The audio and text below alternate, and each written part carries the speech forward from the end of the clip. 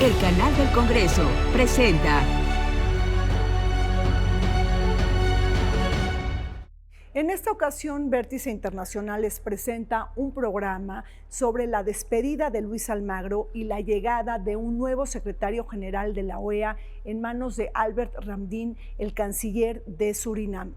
Pero ¿cómo hacer relevante a la OEA en este siglo XXI? ¿Cuáles son los grandes enfrentamientos y jaloneos que existen entre sus países y cómo actúan frente a la disputa geopolítica entre China y Estados Unidos? Acompáñenos.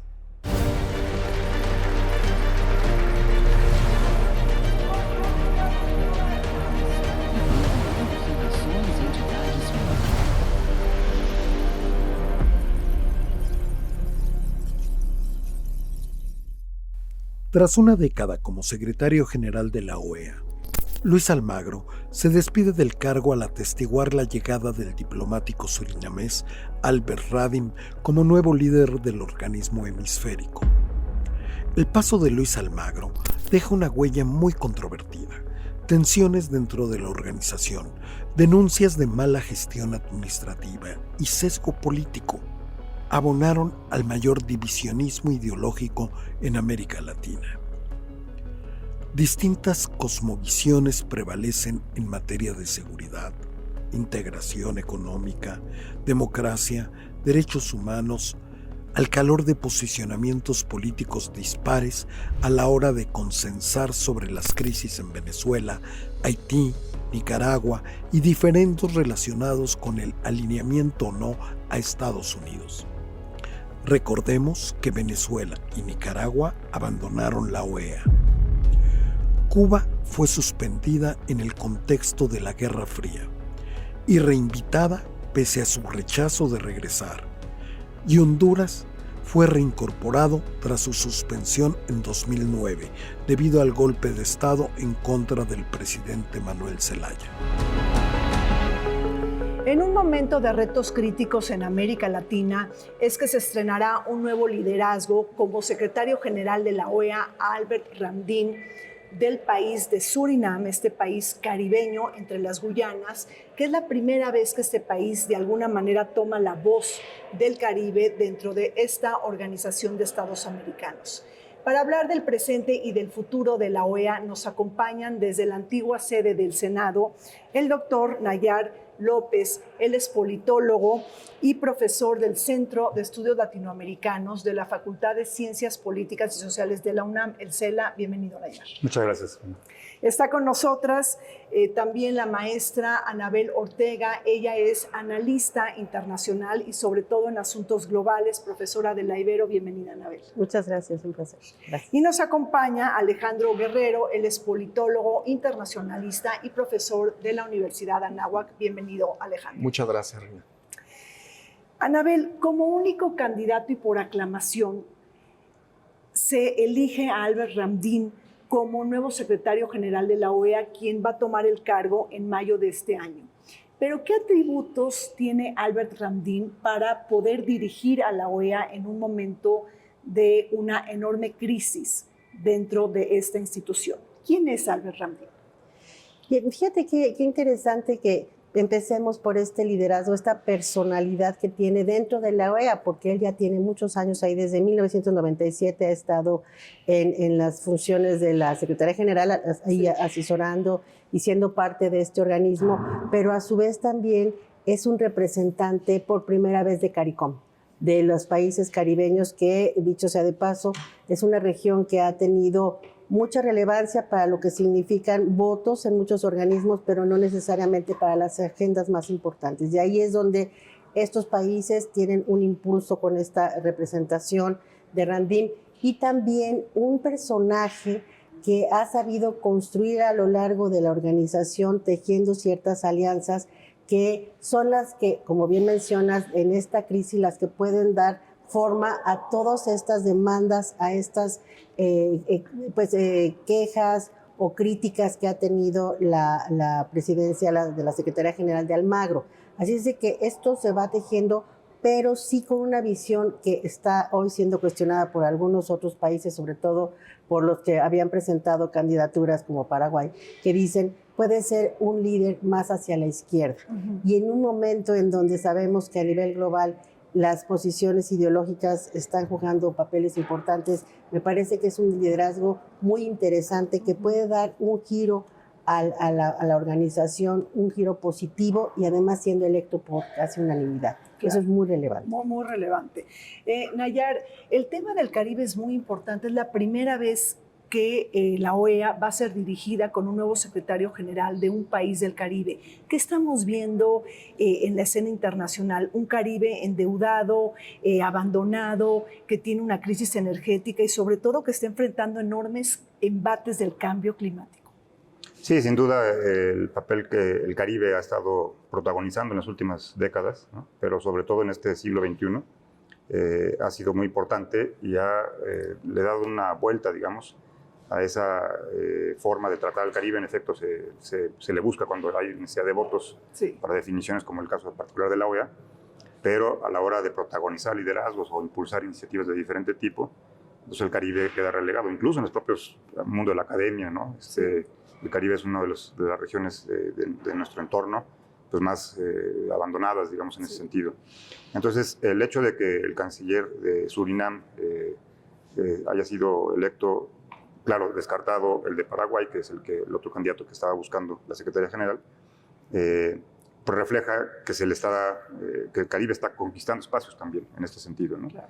Ahora, otro tema es lo que significa la OEA, ¿no? Que, hablemos primero del liderazgo y ahorita... Y nada más tomar en cuenta que claro. Ramdin fue también secretario general adjunto durante dos periodos, ¿no? Un periodo o dos, y eso ya le da, pues obviamente, además de lo que comentaba nuestra colega, pues le da un extra, digamos, del know-how, manejar un organismo de esta dimensión, porque tiene pues todo el conocimiento de lo que significa ese espacio, ¿no? Creo que es importante. Alejandro, ¿Brasil, México apoyaron a Ramdin o apoyaron al candidato opositor que se bajó finalmente de la contienda, a Rubén Ramírez de Paraguay? ¿Qué pasó ahí? Rubén Ramírez, canciller de Paraguay, tenía en un principio muchos apoyos, tenía una campaña muy innovadora y bueno, al ver que los países progresistas como México, Bolivia, Brasil, ya no lo estaban apoyando, bueno, decidió bajarse de la candidatura. Tengo entendido que hubo una reunión en Uruguay recientemente en donde el presidente Lula reunió a varios de sus colegas y bueno, al ver estos embates de Trump o esta política de Trump que tiene hacia América Latina, consideraron apoyar a un candidato como Ramdin, que como bien dices, pues es progresista, es un candidato muy más cercano a las gentes de América Latina. Claro. Ahora, ¿y cómo va a reaccionar Donald Trump precisamente con Albert Ramdin? Es decir, su delfín más natural sería, sobre todo, Rubén Ramírez. Además, Rubén Ramírez, sí, tengo entendido que de alguna manera también China lo apoyó en Nayar. Bueno, yo creo que Trump... rescatando además lo que significa la OEA en la política exterior de Estados Unidos, que es finalmente un mecanismo de intervención y de control hegemónico de la región latinoamericana y caribeña, tolerará hasta donde sea posible, en su caso, acciones que tengan cierto tipo de independencia en el entorno de los intereses de Estados Unidos. Pero como con este Trump recargado 2.0, como se le ha estado llamando, no dudemos que en cualquier momento pues, desconozca, incluso que plantee pues, abandonar a la OEA, porque no le gustan los espacios multilaterales y en esta versión recargada que comentamos viene con todo en la lógica de controlar, no escuchar a nadie y definir una política interna y externa a partir de una visión pues, totalmente equivocada, digamos, de lo que deberían ser las relaciones internacionales hoy en día y las relaciones económicas, comerciales, ¿no? Pero obviamente que la OEA pues, siempre ha sido para Estados Unidos un mecanismo importante, ¿no? Porque a través de él se ha logrado pues, generar muchas decisiones en la región, ¿no?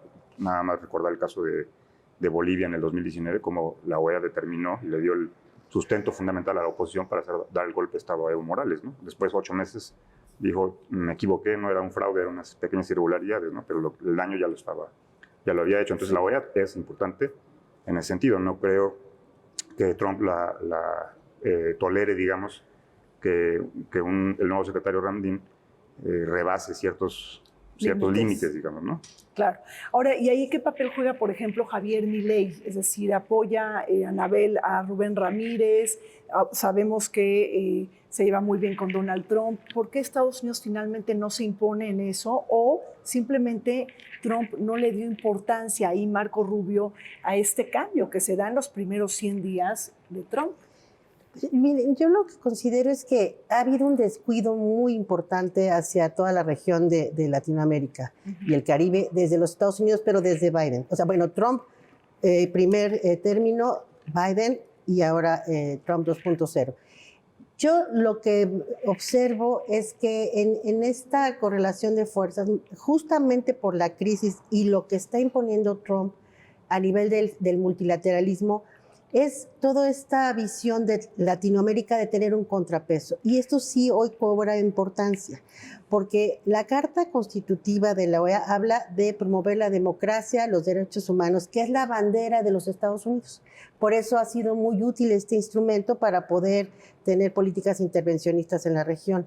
Entonces, lo que se ve es que la región no que esté unida, porque vemos hay fracturas como el tema de Milei y otras posiciones como la de Paraguay, pero lo que es un hecho es que sí saben que este mecanismo que en su día pretendió México que fuera más bien la CELAC, puede ser un instrumento de contrapeso, por lo menos político, y al parecer por las declaraciones de Marco Rubio, puede ser que lo está entendiendo así. Ahora, eso no significa que tenga la relevancia de un organismo tan importante, multilateral, regional, con los recursos que debe tener y las reformas que se deben plantear. Pero sí el nivel político habla de una Latinoamérica que está diciéndole a Trump, aquí estamos votando por otra visión de lo que han estado haciendo o de este descuido que se dio en los últimos años. Como contrapeso. Ahora, Alejandro, ¿tú sí ves a la OEA como un organismo hemisférico interamericano en donde impone el injerencismo y el intervencionismo en América Latina? ¿Lo ves como un arma política para lograrlo? Desde luego, RINA es el principal instrumento de diálogo político en la región. Es el organismo hemisférico más antiguo del mundo. Y la OEA, bueno, juega un papel fundamental tan solo en los temas electorales y de promoción de la democracia. Las misiones de observación electoral que lleva a cabo la OEA, pues contribuyen a que los procesos electorales tengan mayor certeza, mayor certidumbre, a que se perfeccionen los organismos electorales. De 2015 a la fecha se han llevado casi un centenar de misiones de observación electoral en la región. Entonces yo creo que la OEA en ese rubro ha sido fundamental para pues, frenar un poco las ansias autoritarias que hay en la región y ha sido una voz valiente en estos últimos tiempos hostiles hacia la democracia en varios países de América Latina. ¿Y cómo estás leyendo, Nayar? Rápidamente, Luis Almagro estuvo 10 años al frente de la OEA, pero algunas claves de su legado, ¿qué podemos rescatar de estos mandatos que tuvo Luis Almagro al frente de este organismo hemisférico? Bueno, no tengo otro término que el desastre. Almagro terminó, digamos, de hundir a la OEA en el ámbito de la credibilidad, de la legitimidad y de las pocos compromisos que se realizan, digamos, en beneficio de América Latina y el Caribe. Entonces Almagro se convirtió básicamente en un operador de la política intervencionista de Estados Unidos en América Latina y el Caribe. No tengo otra forma de resumir, digamos, su mandato. Claro. Además, acusado de corrupción dentro del propio organismo, ¿no? Problemas incluso personales, sí, ahí hay de relaciones, un escándalo. Y recordemos que él llegó, como parecido a esta ocasión, por ejemplo, con el voto de Venezuela, de Bolivia, de Ecuador en su momento. Hay una imagen de él incluso haciendo un paso, digamos, en la tumba de Hugo Chávez, un saludo, digamos, todo serio y comprensivo, digamos, de lo que significaba la muerte de Chávez. Y después, pues, se proyectó, digamos, su lógica individualista, totalmente alejada de los postulados que supuestamente había viniendo de un gobierno de Mújica en Uruguay. Claro, del Frente Amplio, sí. Entonces, la verdad es que Almagro fue un desastre completo porque sirvió a los intereses de Estados Unidos, básicamente. ¿Compartes esa visión, Alejandro, Anabel? No, desde luego que no. Yo creo que Almagro pues, fue una voz valiente. Creo que pues, de Venezuela, pues ni hablar, es un país que votó en una dirección contraria a lo que el organismo electoral que está controlado por el régimen y donde hubo un fraude que estuvo condenado por la comunidad internacional, inclusive por el Centro Carter, y que todos sabemos que pues Maduro es un dictador y que las personas en Venezuela viven una situación verdaderamente deplorable. Yo creo que ha sido un liderazgo que sí ha levantado la voz y ha dicho, ha mencionado sobre todo los autoritarismos que ha habido en estos países, ¿no? Bueno, sí, es cierto que como persona lo ha hecho, pero hay que entender que los organismos multilaterales son los foros de diálogo. Y una cosa es tu posición personal o tu valor de decir o enfrentar los temas, y otra cosa es generar las condiciones para que se dé el diálogo. Entonces, yo sí coincido que como secretario general de la OEA, no ha sido la gestión más afortunada, porque precisamente este organismo, a pesar de tener un liderazgo que puede estar totalmente a favor de la democracia y los derechos humanos, tiene que sentar las bases para el diálogo y no generar, por ejemplo, el desastre cuando reconocen a Guaidó y tener esta confrontación dentro de una organización. Es decir, si analizamos los organismos internacionales, su labor es generar las condiciones con los instrumentos jurídicos. Y otra cosa es la persona. Recordemos cuando también fue muy contestatario con el entonces canciller Ebrard, que, puede incluso haber agresiones en lo personal, pero como secretario general te corresponde ser secretario general, o sea, representas a 33 países. Y es ahí, y me parece que esa línea no la cuidó mucho Almagro. Entonces, por eso es un claroscuro en la gestión. Sí, claro. Desde luego, coincido en el tema de Venezuela y democracia y tal, pero no coincido en las prácticas que llevó a cabo. Claro. Y sobre... ahí tuvimos la gran crisis de Venezuela y también tenemos el tema de Nicaragua, que son dos países que ya no están perteneciendo a la OEA, Nayar. Es decir, abandonan la OEA, Cuba se le expulsa en Guerra Fría, se le reinvita y luego ya no regresa a la OEA. Y bueno, Honduras al parecer sí está continuando al frente de está participando como país miembro. Sí, la salida de Venezuela en el 2017 y de Nicaragua en el 2022, previo a la expulsión de Cuba desde el 1961, reducen, digamos, la integración de este organismo a 30 países, no a 33. Sí. Aunque incluso me sorprendió un poco que Ramdín dijo que le hicieron una pregunta sobre el caso de Venezuela, dijo que tenía que revisar cuál era el estatus de Venezuela porque cuando Venezuela denuncia la Carta Democrática, la Carta de la OEA, que es el inicio del proceso para salir, cuando se inventan a Guaidó como una figura ahí, como un show político que luego abandonaron, obviamente, ¿no? Que ya nadie sabe nada de Guaidó. Él regresa a Venezuela, al organismo, y entonces ahí ha estado el nombre de Venezuela, cuando ya no pertenece a ese organismo, porque no es aquel que se siente presidente y se declara un día como presidente, si es un Estado, ¿no? Claro. No es un personaje. Entonces yo creo que la posibilidad, digamos, de que este organismo tenga algún tipo de credibilidad es muy incierta, sin duda alguna.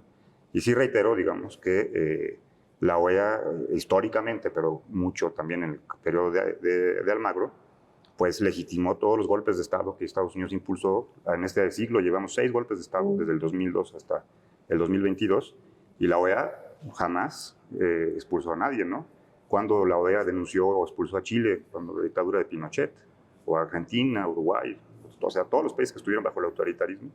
Entonces ahí no coincido con que la OEA pueda defender la democracia cuando la OEA ha defendido el autoritarismo en esta región, ¿no? La voz crítica de Almagro no me la puedo imaginar ni siquiera en la pintura, en el sentido de que sirve a los intereses de intervención en países que tienen sus propios procesos, con todos sus errores y lo que podamos discutir en otro momento, pero hay un claro interés intervencionista que Almagro representó. En eso sí lo podemos señalar como exitoso, ¿no?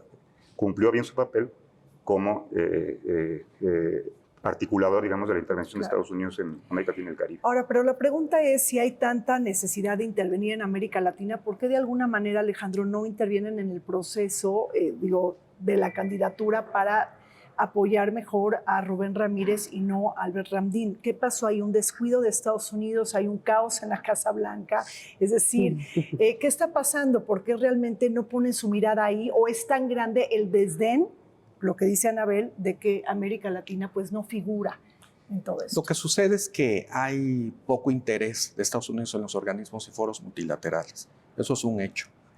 Y la OEA pues no sale exenta de esto, ¿no? Sí. Yo creo que no es que sea un desinterés en América Latina. Marco Rubio ha expresado mucho interés. Sus primeros viajes han sido a América Latina. Sí, a Centroamérica. A Centroamérica, justamente. Pero yo creo que Estados Unidos pues no tiene mucho interés. Y hay algo que decir muy importante. Estados Unidos es el principal donante económico de la OEA. Claro. Y Estados Unidos, bueno, ha expresado en voz de Trump, de su presidente, que no quiere ya financiar o contribuir a estos organismos multilaterales. Entonces la OEA, bueno, está preocupada porque además pues tiene una crisis financiera como todos los organismos internacionales, los privativos de la OEA, multilaterales. Y bueno, pues Ramdín, entre otras cosas, ha dicho que va a hacer una reingeniería financiera, ya está elaborando un plan financiero. Pero respecto a la candidatura de Rubén Ramírez, que me dices, Rina, pues yo creo que viendo las prioridades que tenía Trump, pues él decidió bajarse de la contienda. Era cercano a Trump. No había las condiciones para pelear en ese momento. Exactamente. Santiago Peña, cercano a Trump, de Paraguay. Y bueno, no vio las condiciones y los países progresistas se inclinaron hacia Ramdín, que es una candidatura que habla de diversidad del Caribe por primera vez. Y a lo mejor, pues después de Ramdín podría ser una mujer, ¿no? Que es lo que se dijo en la Asamblea General. Y que recibió mucha aclamación. Claro. En ese día. Sí, puede ser. Pues ojalá. Sí, ojalá. Bueno, esto del financiamiento es relevante. El 50% de los recursos provienen de los Estados Unidos, también muy buenos recursos de Brasil, por supuesto, México, Canadá. Entonces, sí hay una parte ahí de la presión que ejerce Estados Unidos para el organismo, y justo ahora en este momento que ordenó Trump la revisión de todas las contribuciones que se hacen a los organismos multilaterales para ver si continúan esta revisión que está haciendo Elon Musk con su proyecto Doge.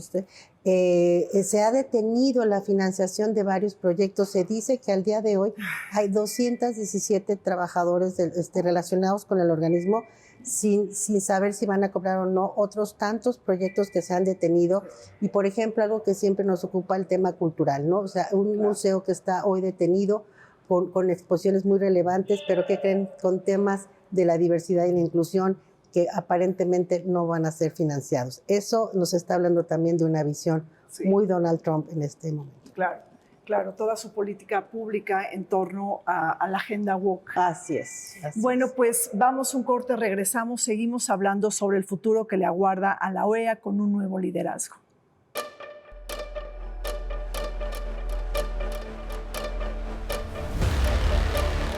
Con experiencia previa como secretario general adjunto y actual ministro de Relaciones Exteriores de Surinam, Albert Ramdín cuenta con un profundo conocimiento de la Organización de Estados Americanos y sus dinámicas internas.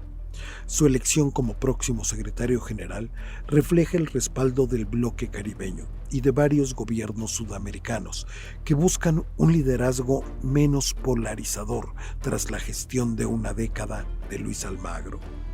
Entre los temas que Ramdín podría impulsar destacan la cooperación para el desarrollo, el fortalecimiento institucional de la OEA y la promoción del diálogo regional, priorizando una agenda menos confrontativa.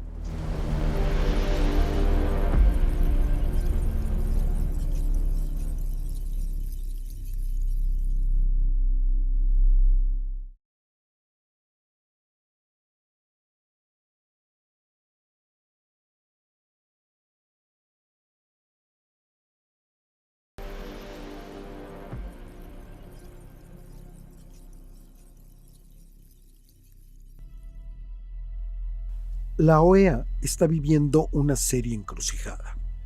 Distintas voces advierten de la necesidad de una profunda reforma en su estructura, financiamiento y enfoque en materia de derechos humanos. Los retos son mayúsculos: robustecer la democracia, reforzar la cooperación multilateral, trabajar por una seguridad hemisférica conjunta y atajar la problemática de las drogas, el fentanilo, la migración y ahora construir unidad ante la embestida imperialista de Trump en contra del Canal de Panamá. Asimismo, debe reforzar el sistema interamericano de derechos humanos compuesto por la Comisión y la Corte Interamericana de Derechos Humanos y el cumplimiento de la Carta Democrática Interamericana.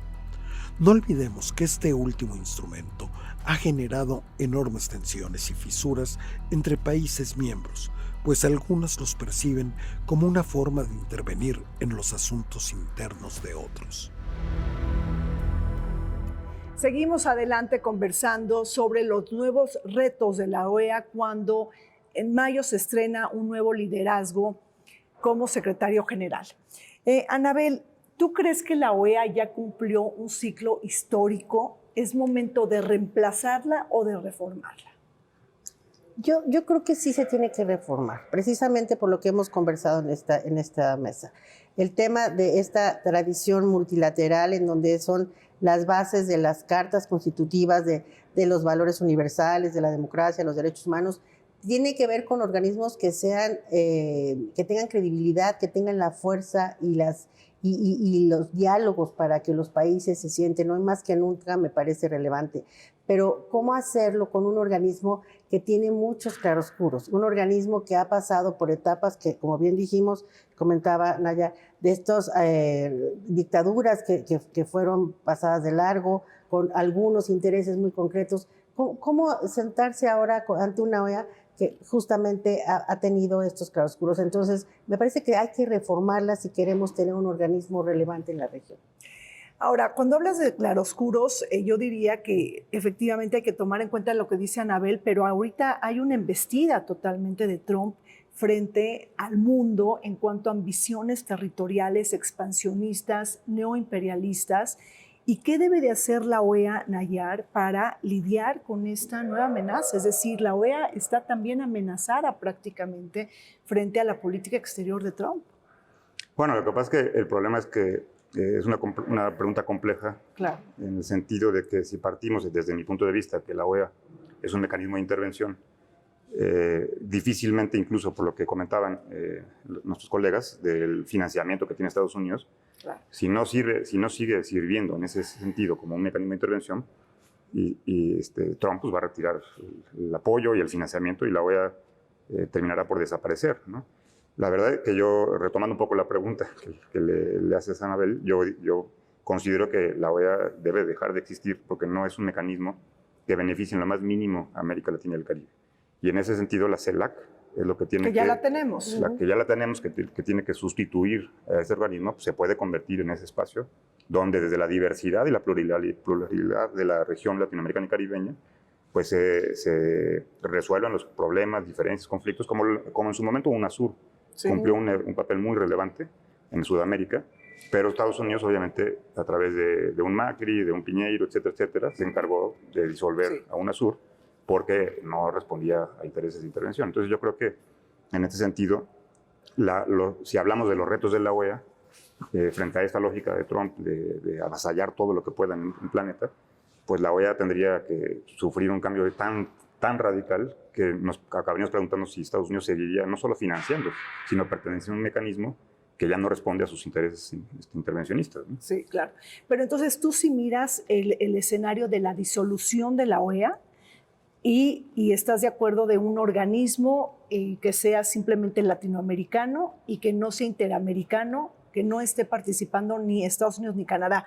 Es decir, en las Américas divididas arriba y en el centro y en el sur, ¿correcto? Por supuesto, porque hay regiones que conviven perfectamente de esa forma, ¿no? No todos los países de una región necesariamente están en un organismo.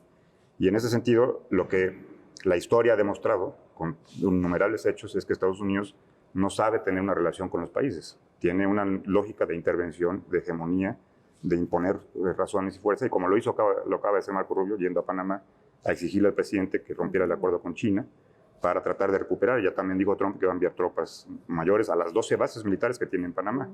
Entonces, recordemos la OEA que hizo con las Malvinas. ¿Cuántas bases tiene en Panamá? 12 bases militares, 6 en cada lado del océano, en el Pacífico y en el Atlántico, tiene 12 bases militares, de las 100 que tiene Estados Unidos en la región latinoamericana y caribeña.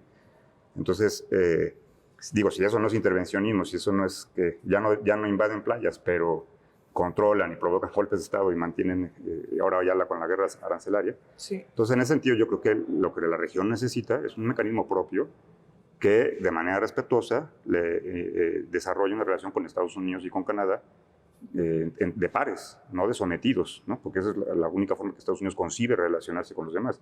Diego, Biden señaló, América Latina ya no es nuestro patio trasero, ahora es el delantero, ¿no? No pasa de ser patio para ellos, porque quieren los recursos naturales, quieren la mano de obra y quieren el factor económico, ¿no?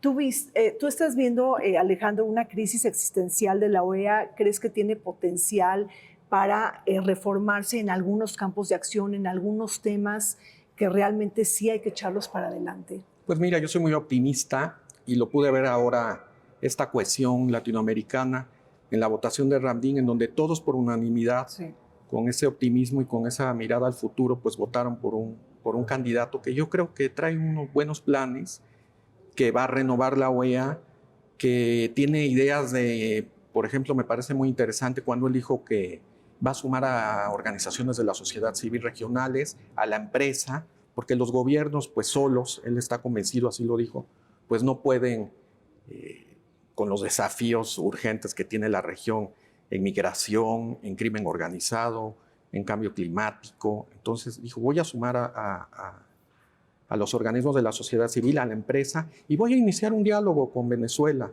él así lo dijo, para ver cómo podemos, pues, renovar esta relación e impulsar la democracia en este país. Claro. Ahora, hablas de democracia, pero también el tema, Anabel, de la seguridad, del fentanilo, del narcoterrorismo, quizás es un incentivo para que Estados Unidos no se salga de la OEA y siga trabajando en la OEA con los temas que sí le interesan. Es decir, Trump tiene una política transaccional, pero el tema de seguridad sí le interesaría. Bueno, definitivamente de seguridad internacional y de la propia seguridad en términos de las adicciones que las están padeciendo terriblemente en Estados Unidos y en Canadá, sí, hasta Alaska, hay que decirlo, que pareciera que solo es ahí. La realidad es que es un organismo que, en términos generales, si no estuviéramos ante este desafío de acabar con el multilateralismo, yo coincidiría con ella, quizá construiríamos otro. Pero justo en este momento de la política global, me parece que exterminarlo sería un grave error, pero también para Estados Unidos. Claro. Yo sí creo que Marco Rubio lo tiene un poco más claro, quizá por su origen latino.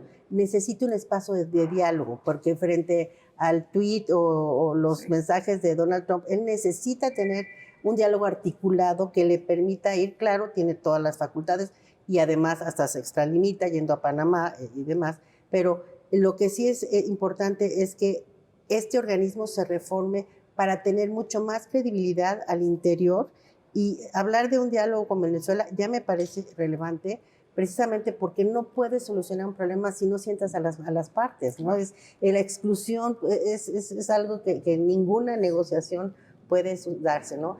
Así es de que reformarlo implica mucho qué hacer con los recursos. Entonces, también aquí, en un contexto de aranceles y de crisis económica, no todos los países están en este momento pues con las capacidades financieras como para depender el organismo menos de ese 50% que seguramente va a ser recortado. Esto no tarda, no han entregado el informe, parece una auditoría que están haciendo a todos los organismos, no nada más a la OEA, y seguramente va a haber menos dinero si es que lo hay, y hay que ver si los países en la región estarían dispuestos, ¿no?, a sostener un organismo que a Marco Rubio le va a ayudar, paradójicamente. Es paradójicamente. Ahora, complejicemos un poquito más en el análisis, Nayar, y metamos a China. Es decir, tú estás viendo una disputa por el control de la OEA entre Estados Unidos y China. Digo, quizá lo pudimos ver con los candidatos, pero por otro lado vimos que Estados Unidos pues no defendió tanto, ¿no?, al paraguayo Rubén Ramírez. O cómo, no sé, ¿qué visión tienes de la rivalidad geopolítica entre Washington y Beijing sobre lo que está pasando en América Latina? Bueno, sin duda, América Latina y el Caribe, por sus recursos naturales y por lo que significa, digamos, en términos geopolíticos, resulta un espacio de enorme importancia en el terreno global, ¿no? Y China lo ha demostrado pues, con un enorme crecimiento, desbordado crecimiento de sus relaciones económicas y comerciales, incluso financieras, con América Latina, sin distingo de gobierno, sin distingo político de gobierno, de izquierda o de derecha o de centro, ¿no? En ese sentido, no me parece que China esté tan interesada, digamos, en intervenir o haya intervenido o se beneficie incluso del propio mecanismo de la OEA, porque, pues, valorándolo como por lo que es, no ha hecho nada la OEA como tal hasta hoy en día para Además, impedir, ¿no? Bueno, que y no es China- país miembro, o sea, no Bueno, es además, país miembro, pero sí es observador. Observador Quizá con el- permanente. Permanente. Observador permanente, ¿qué Sí. significa eso? Es una figura que tiene China desde 2004, ya, acaba de cumplir 20 años. Y China, bueno, hay un diálogo político de cooperación en términos de educación, cultura, y bueno, ese es el papel de China, nada más, tiene voz, pero pues no tiene voto. Sí. Pero sí a Estados Unidos sí le preocupa, lo expresó el representante de Estados Unidos, la injerencia cada vez más grande de China en el organismo, así lo expresó Sí. su representante. Yo sí, perdón, para añadirle al tema de China, no solo es cooperación en educación, más bien China lo que ha hecho es, con este descuido de los Estados Unidos, lo que ha llegado a apoyar es a partir de la infraestructura. Y lo que bien decía Nayar, o sea, todo este acercamiento comercial y económico tiene que ver con esta construcción de puertos por toda la región. Claro. Y nadie menciona el puerto de Perú, que abrieron, o sea, toda esta alianza del Pacífico que tiene una gran extensión y potencial, también en Nicaragua, pero también en Venezuela, pero también en El Salvador, no se diga. Es decir, hay muchísimas formas de participar en la región sin que sea esta intervención sobre democracia y derechos humanos. Y a mí lo que me parecería es que quizá una fuente de financiamiento sería el Banco de los BRICS. Estaría muy relacionado a los ejes de cooperación, que además sabemos que luego tiene un coste mayor, pues ciertas inversiones por parte de China, pero también con el aval de Brasil. Así es de que la presencia de China, no solo como observador permanente, que bien lo ha comentado Alejandro, es un tema de mucha importancia si hablamos de infraestructura. Y ahí Estados Unidos debería estar un poquito preocupado. De hecho, lo están, por eso fueron a Panamá. Sí. Justamente, Claro. ¿no? Ahora, pero si tenemos el problema del financiamiento de la OEA, quizá, bueno, hay voces que están diciendo que la OEA, en esta idea de reformarse, tiene que achicarse en su agenda temática, que debe de transferir su cartera del desarrollo al Banco Interamericano de Desarrollo.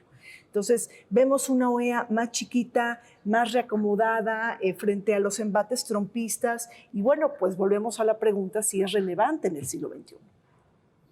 Sí, yo creo que perdió, es decir, al ser, insisto, en este aspecto, porque la relevancia en qué consiste, digamos, en términos históricos y reales y hacia el futuro cercano, mediano plazo. Mantenerse como un mecanismo de intervención, reconvertirse en un espacio multilateral en verdadera esencia, o simplemente existir de manera discreta, digamos, modesta, sin tener ninguna relevancia, porque finalmente el papel que, sobre todo en este siglo y con la Secretaría de Almagro ha jugado, ha terminado, digamos, de socavar la credibilidad que le quedaba en algún sentido, ¿no? Y además, porque en esencia la OEA, ¿para qué se hizo, digamos? Pues para que Estados Unidos tuviera esta aspiración del panamericanismo histórica que siempre había tenido, lo proyectara en un organismo que tuviera bajo su control. La sede está en Washington, el da más dinero, decide esto, y muchos presidentes históricamente pues se someten a lo que Estados Unidos decida, ¿no? En este caso sí llama la atención, en cierto sentido, no haber metido más presión, digamos, para que saliera su candidato. Pero en esta lógica, pues la OEA pierde relevancia al también existir una región que está fortaleciendo esas relaciones, no solamente con China, sino con los actores de BRICS. O sea, Rusia también tiene... Y con el sur global. Con el sur global. Totalmente. Rusia también tiene ya una incidencia importante, la India, Irán, o sea, se está diversificando desde incluso diferentes posturas políticas de los gobiernos, lo que debe de suceder, es decir, la multipolaridad, ¿no? Y entonces la OEA, en ese sentido, si no se mantiene como mecanismo de intervención, pues deja de ser útil para Estados Unidos y pierde esa relevancia. Alejandro, yo creo que una de las cosas más tristes de América Latina es que estamos polarizados, estamos divididos, que no estamos pudiendo generar consensos políticos y que estamos perdiendo relevancia en el pulso de la geopolítica global.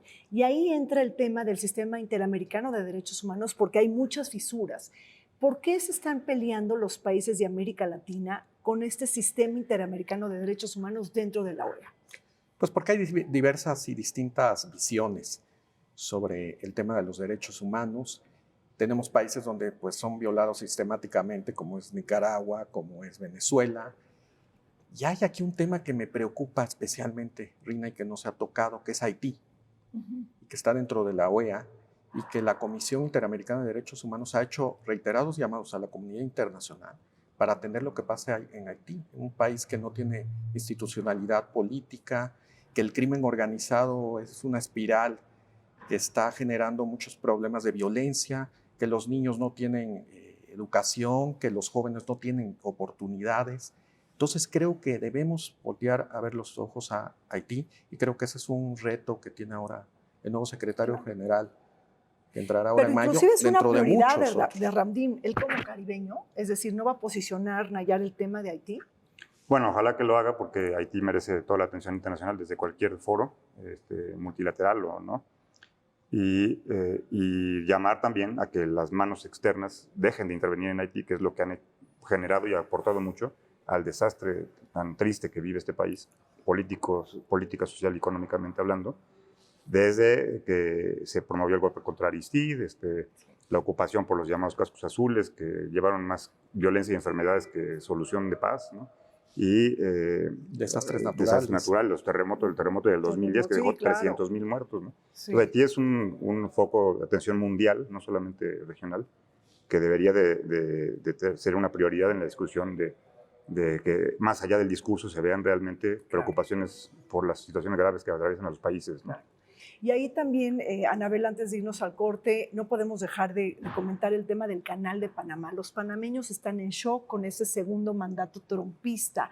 Ahí que estás viendo, China y Estados Unidos están disputando también la hegemonía, de Centroamérica y también de América Latina. Sí, absolutamente. Bueno, de Haití un estado fallido que debe ser prioridad, y el Canal de Panamá me parece que es el foco rojo para toda la región por las declaraciones tan abruptas, sí, tan fuera de todos los canales, no solo diplomáticos, sino del derecho internacional, y además un canal que ya fue parte del acuerdo Torrijos-Carter, ¿no? De esta visión también del respeto a la región, a este país que ha tenido muchísimo desarrollo gracias a esa infraestructura que evidentemente favoreció a Estados Unidos, también Francia, porque también Francia podría decir que fue la primera que le tocaría participar de ello, pero aquí el tema es que, y cuando hablaban de descuido me refería a todos estos proyectos de infraestructura que ha hecho China en toda la región, desde los bancos de los BRICS, que ojo, es un sistema distinto. El Fondo Monetario, el BID, todos hablan de tener préstamos a aquellos países que garantizan derechos humanos y democracia, no así el Banco de los BRICS. Entonces, son préstamos mucho más blandos, mucho más fáciles de acceder, no necesariamente son quizá los mejores, pero son este tipo de opciones que ha tenido el sur global, como bien mencionabas, en África y en otras zonas. Entonces, Estados Unidos vio que ya, y lo comentábamos en el corte, hay una presencia muy fuerte de China en Panamá, los grandes negocios, los grandes buques cargueros, ¿no? De lo que significa el comercio internacional para la Alianza del Pacífico y todas las conexiones. Entonces, sí me parece que es la bandera, el foco rojo de tener de esta nueva administración de Trump. Así es, recordemos la inauguración de Donald Trump en su discurso cuando recuerda precisamente al expresidente William McKinley en Estados Unidos, que se reconoce o se le recuerda por su expansión territorial. Vamos a un corte, volvemos.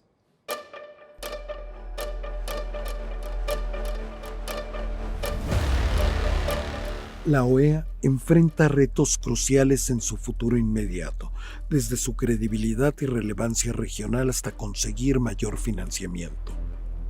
Con una creciente percepción de que el organismo ha perdido eficacia y ha ganado división, el nuevo liderazgo de Albert Radin deberá trabajar para reconstruir la confianza entre los Estados miembros, evitando sesgos políticos y fortaleciendo su papel como foro de negociación multilateral.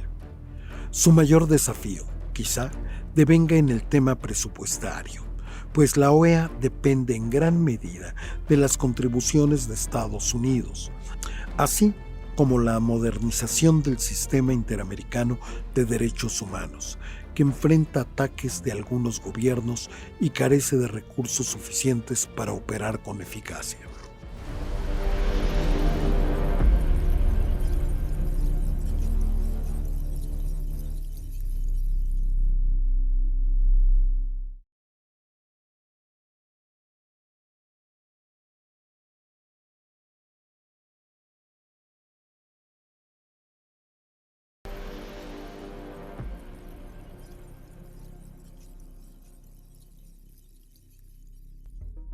La OEA atraviesa momentos cruciales y horas de definición. El regreso de Trump a la Casa Blanca ha irrumpido con una nueva política exterior de Estados Unidos en América Latina, cuyo gran garrote y criterio transaccional se prioriza sobre el diálogo, la cooperación y el entendimiento mutuo. Se trata de un momento clave porque la OEA ha estado fisurada en su interior, con posicionamientos antagónicos y dispares entre sus países miembros y lacerada por las ideologías políticas que se imponen sobre el pragmatismo.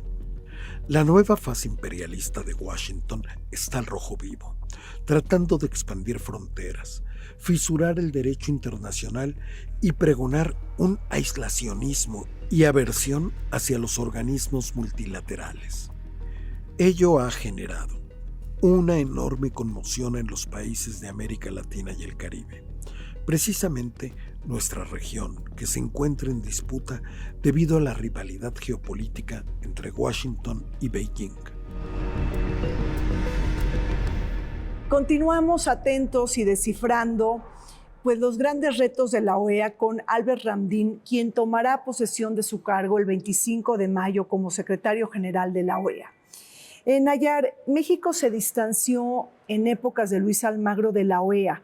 ¿Tú ves ahora un acercamiento de México con la OEA frente al liderazgo de Albert Ramdin? ¿Cómo estás viendo?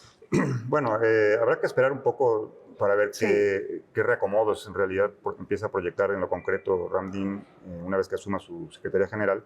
¿Qué sentido tiene tener un organismo que, si se mantiene en la lógica intervencionista, pues no concuerda con la política de soberanía e independencia que está planteando Claudia Sheinbaum en el actual gobierno y como se ha dado en este encuentro con Trump en estas semanas, en estos meses? Y en esa lógica, fortalecer la CELAC y también otros organismos, incorporarse a ALBA, Mercosur, Petrocaribe. O sea, hay otros tantos organismos en la región que son muy importantes, que más allá, en efecto, de que no son precisamente una de concertación política, pero la CELAC debería de ser valorada nuevamente por la región como una oportunidad de que como región, lo decía Previch en aquel momento cuando se formó la CEPAL, ¿no? La región, si se une, va a tener una mayor fortaleza en su propio desarrollo y en las relaciones internacionales en esta época, sobre todo con un drop de estas dimensiones que estamos viendo, ¿no? Claro. Alejandro, tus últimos comentarios. México-OEA. Bueno, yo creo que ya lo ha expresado Canciller de la Fuente, se abre un nuevo espacio, un campo fértil para fomentar otra vez el diálogo político. Creo que México ve con buenos ojos a Ramdin y yo creo que vienen buenos tiempos de diálogo en la OEA entre México y de todos los países. Algo muy positivo, insisto, es que Ramdin fue elegido por unanimidad y creo que eso va a beneficiar mucho la cooperación y el diálogo regional. Sí, empieza con esta legitimidad. Sí. Anabel. Sí, desde luego. Yo creo que además México, a pesar de sus críticas o sus reservas con la OEA, yo no creo que debamos dejar ningún espacio de diálogo. Yo creo que hoy más que nunca cualquier foro es relevante para imponer nuestra agenda, sobre todo la de la presidenta Sheinbaum, con el reto que tiene de frente de Estados Unidos, del tema comercial sobre todo, y de seguridad en cuestiones, ya sabemos, de narcotráfico y demás, que cualquier foro es relevante para tener aliados. Sabemos que el sexenio pasado hubo una ruptura de aquellos países que podrían hacer esta nueva visión de la OEA, pero que sabemos que también Estados Unidos ha hecho su parte en dividirnos. Esto ha sido a lo largo de la historia de la región, como sucede en otras regiones del mundo, en el que vemos hoy que tiene un gran operador como Milei. Iniciabas esta conversación con ello, y claro que hay como Dina Boluarte, como otros, que tienen visiones, el presidente de Ecuador, por supuesto, donde tenemos rotas relaciones diplomáticas, que hacen un trabajo también de no generar esta unidad tan importante y tan necesaria en la región. Así es de que me parece que México no debe dejar ningún espacio en donde podamos levantar la voz, sobre todo ante las injusticias y los retos globales que estamos todos enfrentando. Así es, el futuro de la OEA depende también de la voluntad política de sus Estados miembros para hacerla más autónoma, eficaz y sobre todo inclusiva. Gracias, Alejandro, por estar con nosotros, a Nayar López y a Anabel Ortega. Hacemos un corte, regresamos.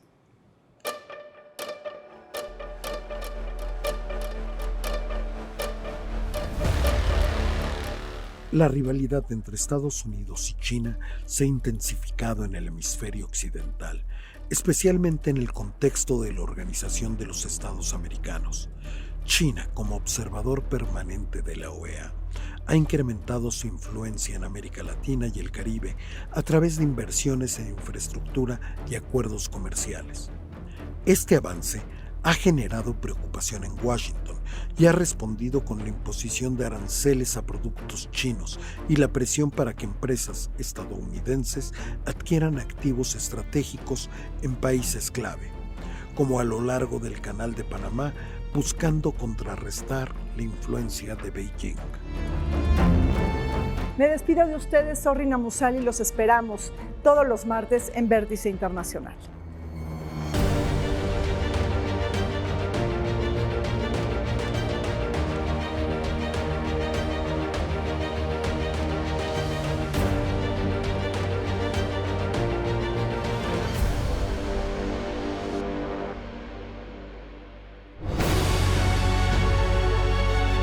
El Canal del Congreso presentó